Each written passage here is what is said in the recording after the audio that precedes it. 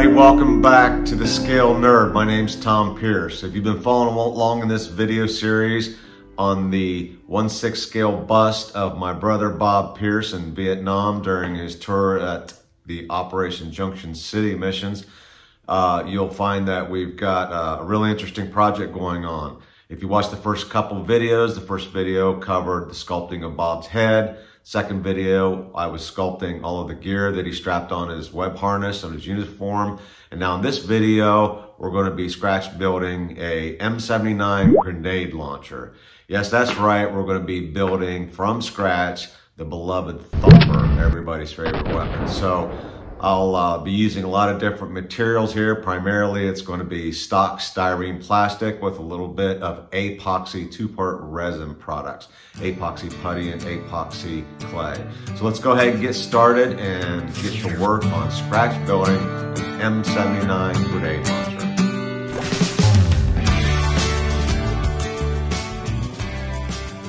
Okay, to start out, we use good reference photos to get some measurements so we know what we're going to make and just exactly how big we're going to make it.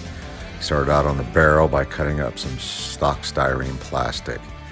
Now I'm going to take some epoxy sculpt, the two-part resin putty that is not very good for sculpting, but it's good for affixing the putty to other substrates like plastic and wood, and modifying them and molding them into a specific shape as long as it doesn't have a lot of surface detail to it. So I'm applying the putty to the barrel to try to get the different thicknesses of the barrel in different areas, and using some masking tape to mask off areas.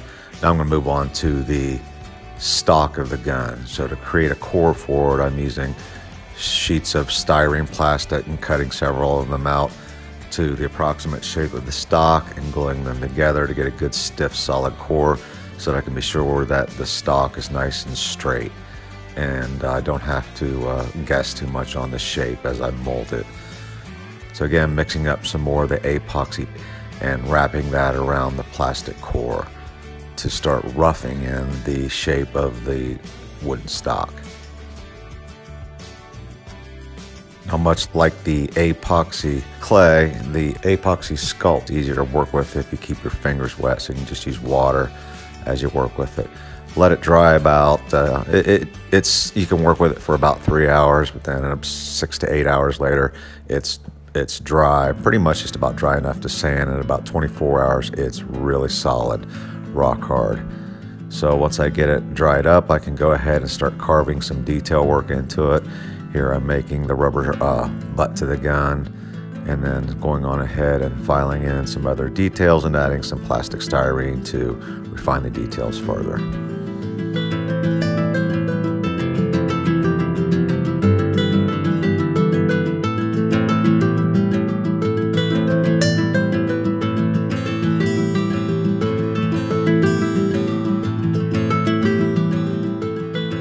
Note that when working with this stock styrene plastic like this, I use Tamiya liquid cement, which basically welds the plastic together. It's not really a glue. It only works on styrene plastic, and it literally welds the two types, the plastic together.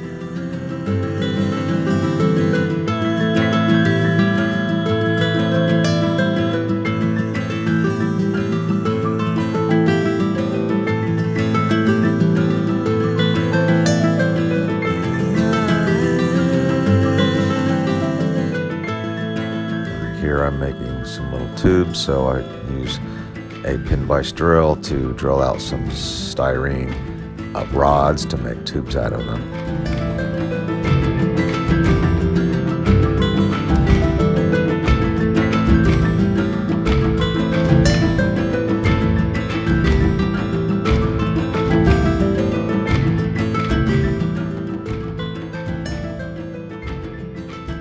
Of course, when gluing the styrene to other substrates, you're not going to be able to use the Tamiya liquid cement. You're going to have to go to something like a medium super glue.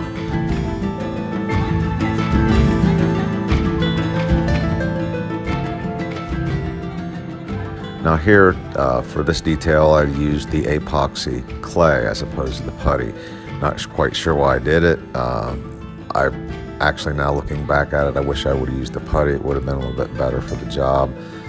But trying out some different things here. So using the epoxy to work on the pressed steel part of the gun here in the receiver. And it turned out okay, but I think this one might have went a little bit better with either the epoxy sculpt or even milliput putty would have been good for this.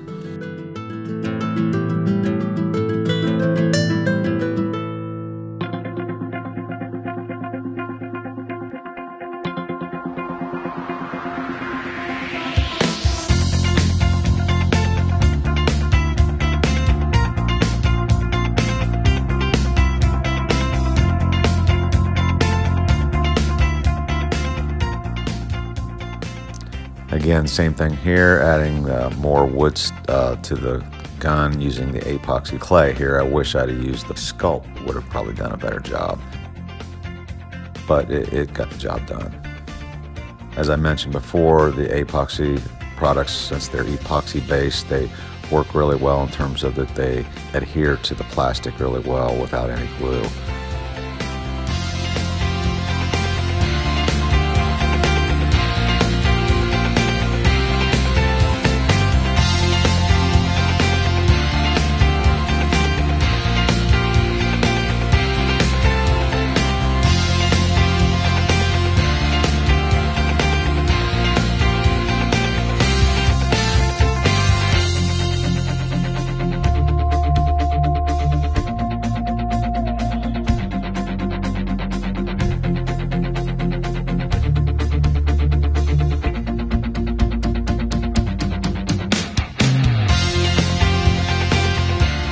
So with a completely finished trigger and trigger housing affixed to the gun stock, I can move on to adding some other details made from styrene. Now the styrene comes in a lot of different forms, rods and sheets and tubes and L's and I-beams and so on and so forth. So it's nice to have a good library or inventory of the different types and different thicknesses and diameters of the stock, so you can get these little details made a lot quicker.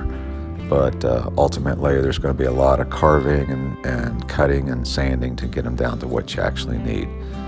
I still look at this as a form of sculpture. You're just sculpting plastic instead of clay, but it works really well on these hard, crisp, little tiny details.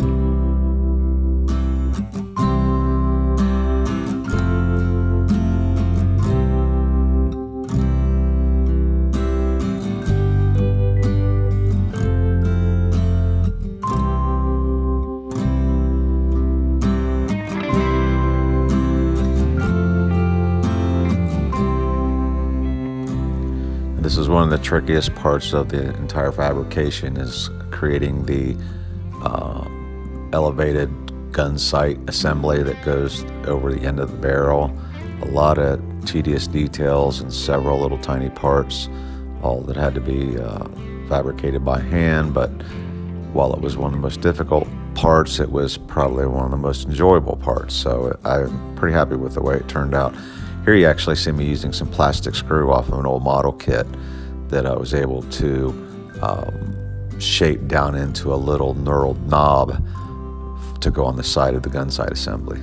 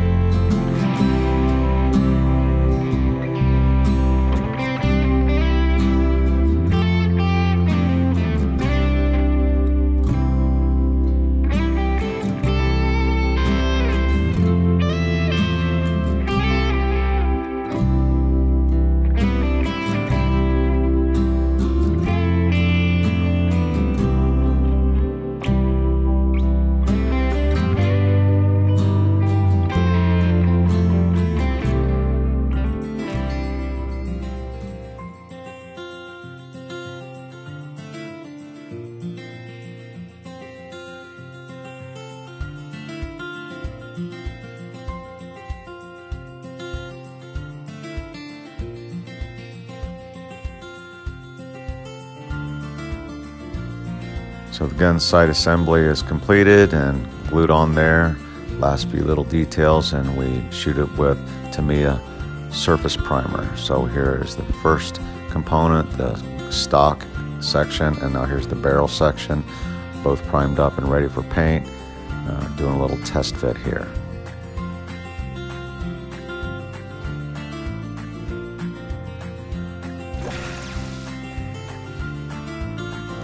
So now we move on to painting. Start out with getting my base colors down.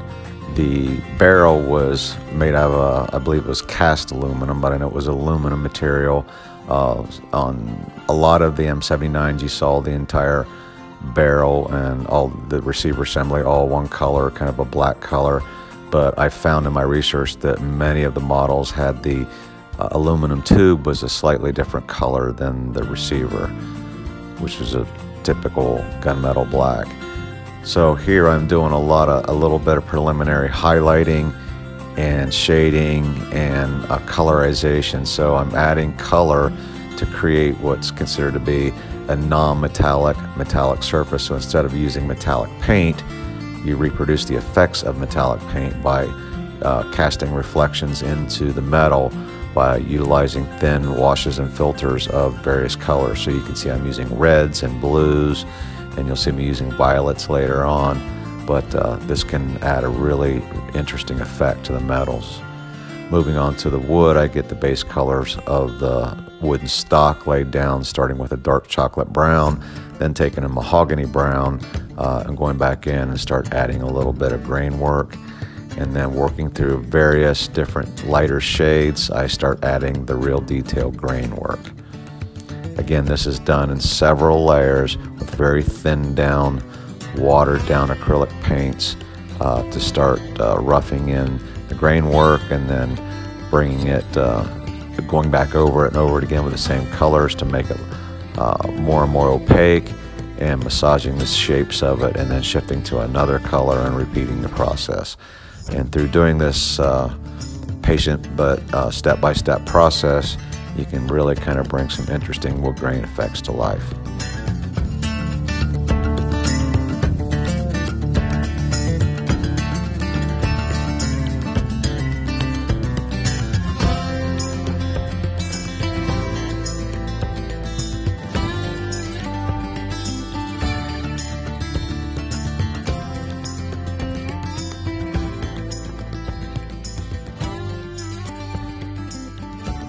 So now I'm going through using several different filter colors. I'm using a lot of violets and purples.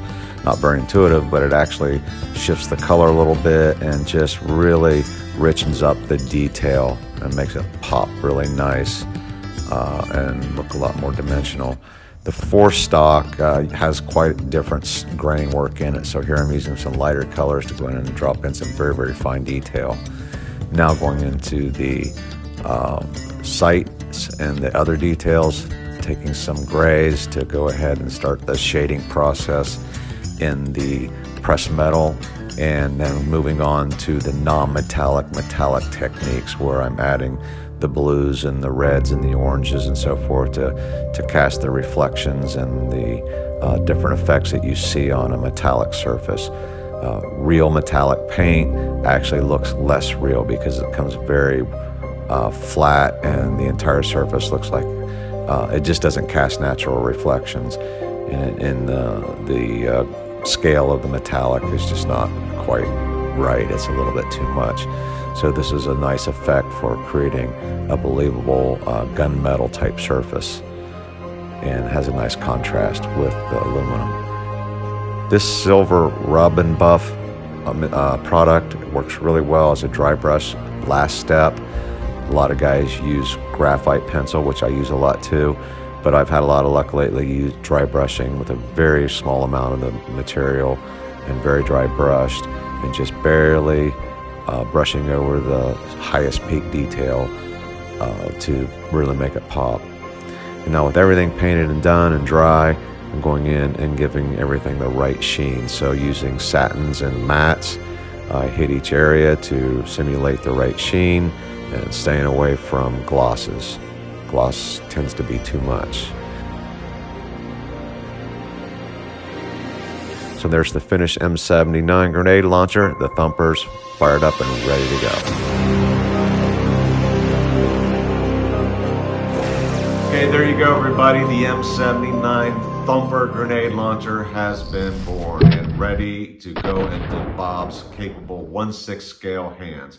So if you've been following along in this video series, the first video we sculpted Bob's head, then we did the gear on his uniform. This video, of course, we covered his weapon, the M79 grenade launcher. The future videos coming up soon will be sculpting and painting Bob's body and then painting his head. So a lot of videos still to come yet.